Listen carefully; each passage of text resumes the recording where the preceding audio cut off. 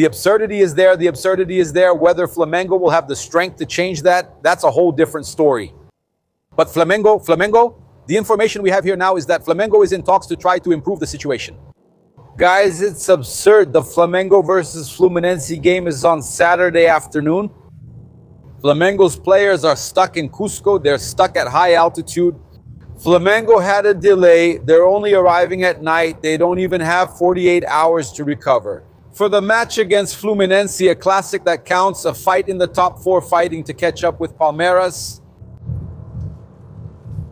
something needs to be done. I'll bring you this information about what's happening in Cusco, and I'll also bring some important news now about the refereeing issue. Because everything is very unclear. Everything is very unclear. It's not to benefit anyone. It's not possible. What's going on here? Every time there's a situation like this, like putting a referee from São Paulo to officiate a Rio de Janeiro derby, I'll talk about that here, about this refereeing, you know? That's what I say. It's not enough to just be honest. You have to look honest too. Well, I'm going to bring you the information about the referee for the match, but we always start like this. Hey guys, greetings Flamengo fans. Flamengo fans, this is Flamengo. Welcome to the Paparazzo Rubro Negro channel. If you're just joining us, I invite you to follow, like, and share on all platforms. If you're on YouTube, I invite you to subscribe below, turn on notifications by clicking the bell, and leave a like on the video.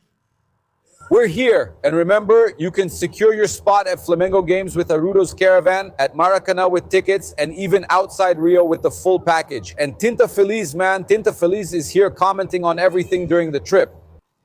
So guys, Flamengo, wherever Flamengo plays, you can be there with Arudo's Caravan.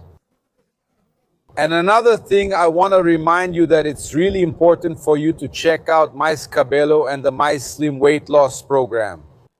Man, Mais Cabelo is amazing. They do really serious work. They're also leaders in the hair care segment, and all over Brazil, there's always a Mais Cabelo near you, a Mais Cabelo clinic always close to you. We also want to remind you that you can get this jacket and other Flamengo items on the YouTube shop store. Flamengo even launched its Shopee store there. That's right, there's Shopee here on YouTube. You can get Flamengo sponsor products from Shopee, official ones. Help Flamengo and help our page by buying all these products here, official Flamengo products. Everything is official on Shopee, directly on YouTube, okay? Yeah, Otto's excited today, man. Let's talk, like you said, what is he? He loves going out, man. What is he? Is he an explorer? No, you used another word. But he's traveling, man. This boy is crazy. This boy is a joy. He's a joy. He's, man, respecting his limits and all. He's, man, what a blessing this child is in my life, guys. Just breastfeeding and changing the diaper, right? Yeah, my friend. Yeah, daddy's friend, my big buddy, daddy's best friend, right? Daddy has a new best friend, right? Yeah. Hey, look at that. I'm going to bring it here for you. Look, the game against Fluminense is at 5:30 p.m. at Maracanã on Saturday. So Flamengo arrives. I'm going to bring Flamengo's schedule. Remember this, 5:30 p.m. Maracanã on Saturday, okay? Flamengo is arriving tonight, okay? It's a situation that requires, what is it? A little toy? Oh, it's right here, look.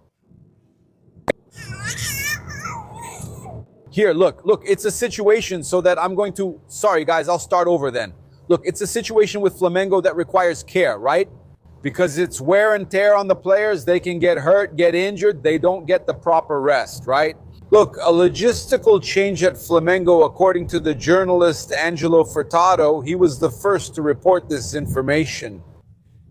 Flamengo's logistics have changed and the arrival time in Rio de Janeiro has been updated. It's now 7:40 p.m., okay? 7:40 p.m.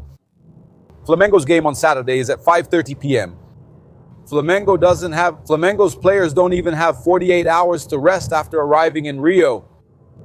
To train to rest, they don't have a 48-hour break just after arriving from high altitude.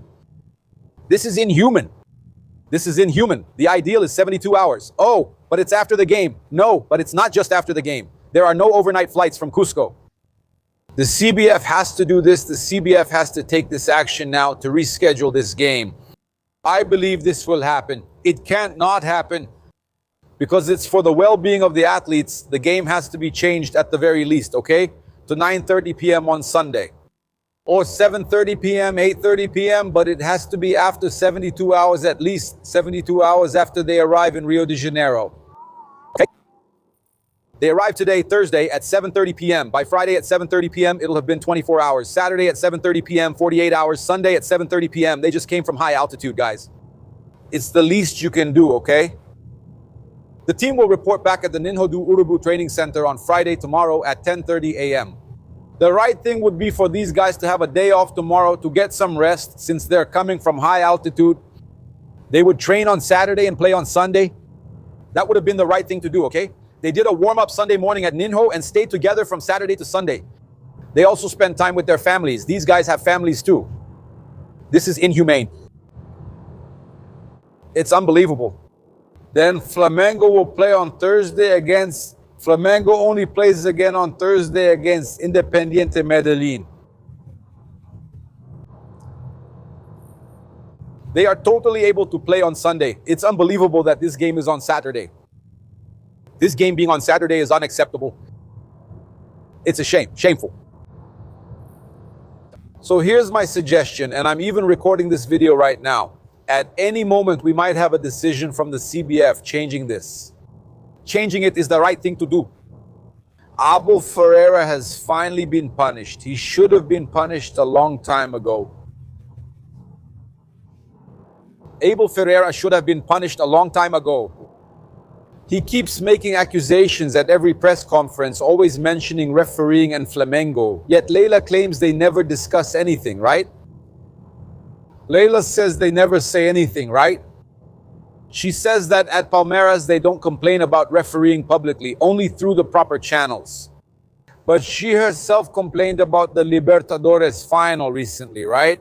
And yesterday Abel was ironic when he said it seems like the VAR from CONMEBOL is working this year. This is deliberate, guys. This is deliberate, okay? So they keep bringing it up in one press conference after another to put pressure on the referees. Will Abel also talk about Gustavo Gomez's tackle on the junior Barranquilla player? Do they mention Vega's outrageous foul at the start of the Libertadores? No, they don't mention it. They only talk about Pulgar. There was a foul yesterday. Could Plata have been sent off as well? Yes, he could. They're saying he stepped on him. Mauro Cesar is explaining how the stomp happened. Okay. So if they're explaining that, okay. But there's no explanation at all for Gomez's case. It's not hypocrisy. These complaints are part of a method to keep putting pressure on everyone.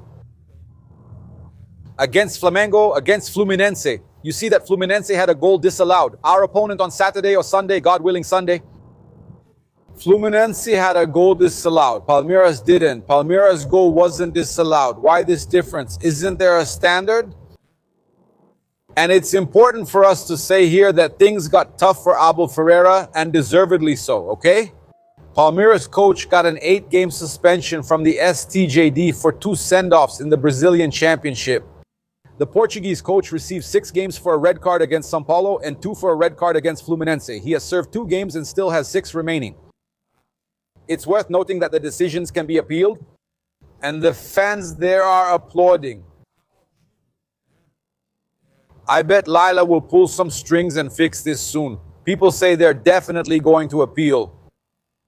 Marcos Rio, only 8, that's right.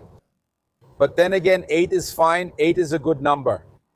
But he complains a lot. Then people say he won't serve any. No, he's already served 2. He's already served 2. But there will be an appeal. Some say it should have been more than 8. Only 8. Will they blame Flamengo now? No, it must be Flamengo's fault. The pressure they're putting on, the crowd shouting outside, right? Palmeiras influencers say it's Flamengo fans shouting. We're going to win by intimidation. We won last year by intimidation.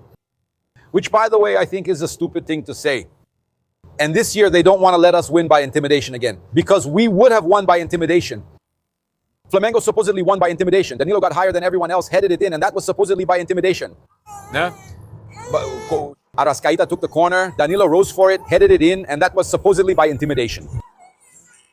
That's right. Yeah.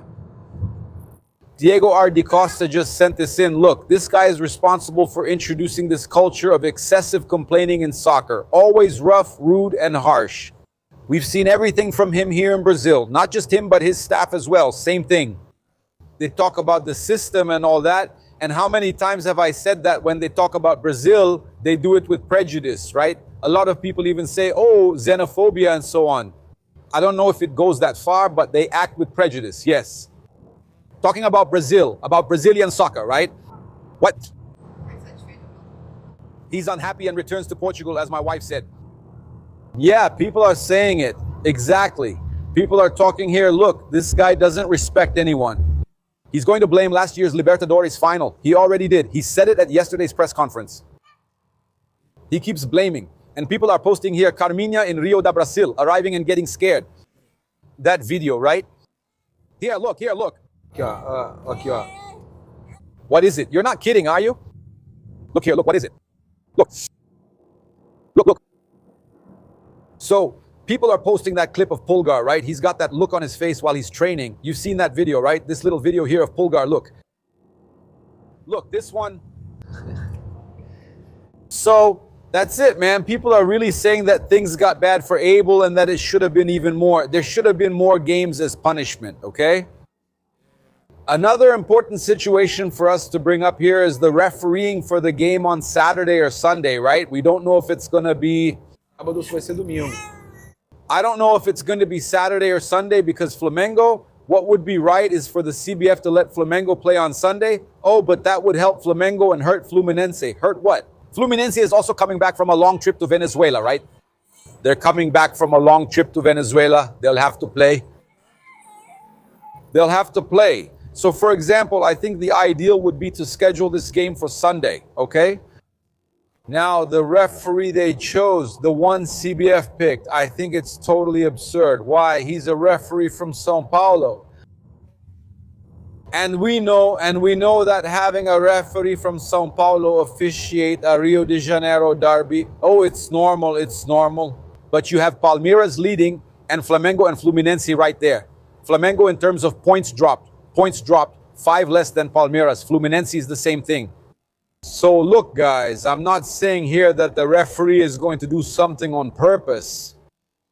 But if you have a referee from São Paulo who, damn, is under the São Paulo Federation, are you going to put the guy to referee a game where a draw is the best result for Palmeiras? Or not? Or am I talking nonsense? I'm not saying it's going to happen, no. But Klaus, how many times has he hurt Flamengo already? The referee is Rafael Klaus. For the match against Fluminense, how many times has he already harmed Flamengo and how many times has he already harmed Fluminense? He has already harmed both. He always harms the teams from Rio. Whenever this guy referee a match with a team from Rio, he harms them, always.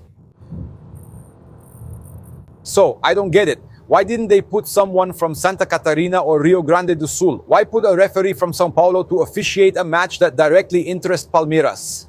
And there's no point in saying, oh no, you're just yelling, that's crazy, that doesn't exist. There have already been some situations like this, yes. Player manipulating, right? Referee, Edilson Pereira, what's his name again? Carvalho, right?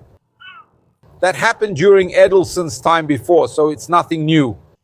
I'm not accusing anyone, but just saying you need to look honest, like I always tell you.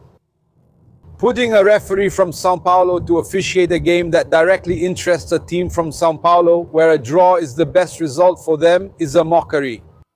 It's a mockery, isn't it? It's a mockery. Honestly, I keep trying to understand where we're going to end up. Where will we end up? Look, son. Look here. Hey. Look at that. So, my friends, that's it. I want to hear your comments about this situation, right? And also, there's another situation for us to talk about here. Besides everything that happened in Cusco, other situations tired the players out. They left the players without a chance to fully relax, okay? Flamengo's strategy to minimize the effects of the altitude was viewed positively, according to our reporter Gabriel Orfan, who talked to the people there in Cusco. The pressurized hotel chosen by the delegation helped ensure no one felt sick.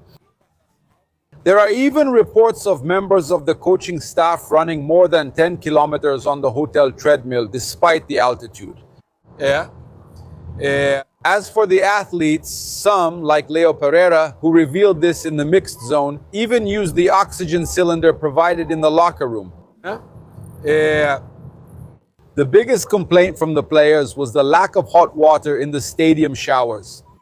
At the end of the match, it was 8 degrees Celsius in Cusco, and it felt even colder because of the cold water. Some players chose to shower only at the hotel near the stadium. In other words, all of this, along with the delay in getting to Rio de Janeiro, shows how long it took them to relax after the game. So all of this affects the recovery of Flamengo's players, which is to recover. Hot water was available, yes, according to what they said. The problem is that for it to work, the showers needed to be on for a long time, but since the first athletes who took a shower turned off the faucet, it didn't work. The other players tried to take a shower and was surprised by the cold water, which didn't heat up in time. The delegation left the stadium around 10:30 p.m. local time. 7 vans were responsible for transporting the athletes and coaching staff throughout their stay in Cusco. In other words, there wasn't even a bus. It was just vans going back and forth. The Flamengo players then couldn't fully relax after the game. A lot of difficulties. So all of this really gets in the way of recovering for this game against Fluminense. That's why I say it. I hope that after I post this video, news comes out in 10 minutes moving the game to Sunday, which would be the right decision. Subscribe to the channel and turn on notifications by clicking the bell. Despite Otto crying, we keep working here. He's really tired now, especially from the trip. Even with Otinho crying, I'm here bringing you everything, and I want to invite you to subscribe to the channel, turn on notifications by clicking the bell, and leave that awesome like on the video. Red and black greetings, this is Flamengo. Thanks.